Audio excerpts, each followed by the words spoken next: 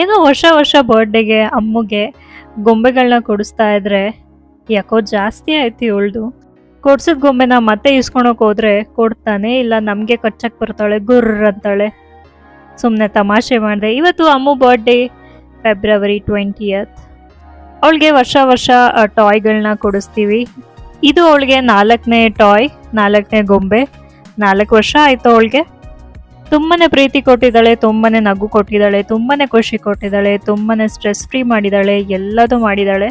ಅಂತ ಮುದ್ದು ಗೊಂಬೆಗೆ happy birthday ಅಂತ ಹೇಳ್ತಾ ಇವತ್ತು ಡೇ 12 ಶುರು ಮಾಡಿದ್ದೀನಿ ಆಫ್ 75 ಡೇಸ್ ಚಾಲೆಂಜ್.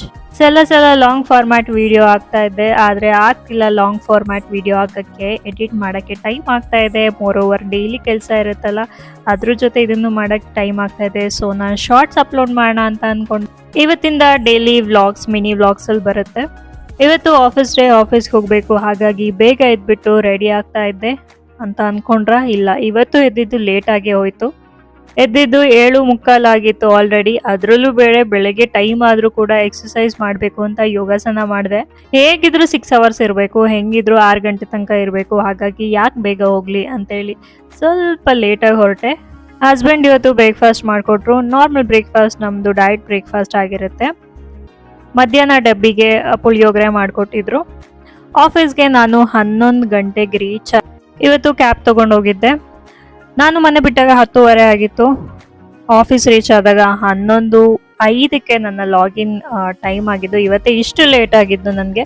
ಸೊ ಇಲ್ಲಿಂದ 6 ಅವರ್ ಅಂದರೆ ನಾನು 5 ಗಂಟೆ ತನಕ ಕಂಪಲ್ಸರಿ ಇರಬೇಕು. ಅಫ್ಕೋರ್ಸ್ ಕೆಲಸನೂ ಇತ್ತು, 6 ಗಂಟೆ ತನಕ ಇರಲೇಬೇಕಾಗತ್ತೆ ಅಂತ ಲೇಟಾಗೆ ಬಂದೆ. ಆಫೀಸ್ ರೀಚ್ ಆಗಿ ಸ್ವಲ್ಪ ಹೊತ್ತು ಕೆಲಸ ಮಾಡಿ ಆಲ್ಮೋಸ್ಟ್ 12:30 ಅಷ್ಟರಲ್ಲಿ ನಾನು ಲೆಮನ್ ಟೀ ಕುಡಿದೆ.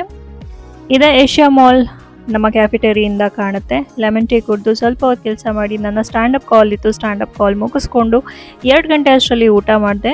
ಊಟ ಏನು ಗೊತ್ತಾ, ಪುಳಿಯೋಗರೆ. ಊಟ ಮಾಡಿ ಬ್ಯಾಕ್ ಟು ವರ್ಕ್. ಆಲ್ಮೋಸ್ಟ್ 4:15 ಆಗಿತ್ತು ಅಷ್ಟರಲ್ಲಿ ಒಂದು ಗ್ರೀನ್ ಟೀ ಕುಡಿದ್ಬಿಟ್ಟು 6 ಗಂಟೆ 6:30 ತನಕ ಇದ್ಬಿಟ್ಟು ಆಫೀಸಿಂದ ಹೊರಟೆ. ಆಫೀಸಿಂದ ಹೊರಡುವಾಗ ಬುಕ್ ಮಾಡಿದ್ದೆ, ಓಲಾ ಬುಕ್ ಮಾಡಿದ್ದೆ. ಆಲ್ಮೋಸ್ಟ್ ಬಂದಿತ್ತು, ಒಂದು 5 ಮಿನಿಟ್ಸ್ ವೆಯ್ಟ್ ಮಾಡಿದೆ ಕೆಳಗಡೆ ಅಷ್ಟೇ. ನಾನು ಮನೆಗೆ ಬರೋ ಅಷ್ಟರಲ್ಲಿ 7:30 ಆಗಿತ್ತು.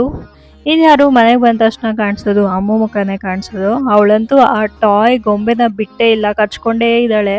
ಫುಲ್ ಎಂಜಲು ಮಾಡಾಕಿದ್ದಾಳೆ ಕಚ್ಚಿ. ಇನ್ನೊಬ್ಬರು ಸರಿಯಿಲ್ಲ ಎಂದು ಹೇಳಬೇಕಾದರೆ ಮೊದಲು ಅದನ್ನು ಹೇಳುವವರು ಸರಿ ಇರಬೇಕು. ಅವರು ಸರಿ ಇದ್ದರೆ ಮಾತ್ರ ಬೇರೆಯವರ ಅರ್ಹತೆಯ ಬಗ್ಗೆ ಮಾತನಾಡುವ ಯೋಗ್ಯತೆ ಇರುತ್ತದೆ. ಸಿಗೋಣ ಇನ್ನೊಂದು ವಿಡಿಯೋದಲ್ಲಿ. ಅಂಟಿಲ್ ದೆನ್ ಟೇಕ್ ಕೇರ್, ಬಾಯ್.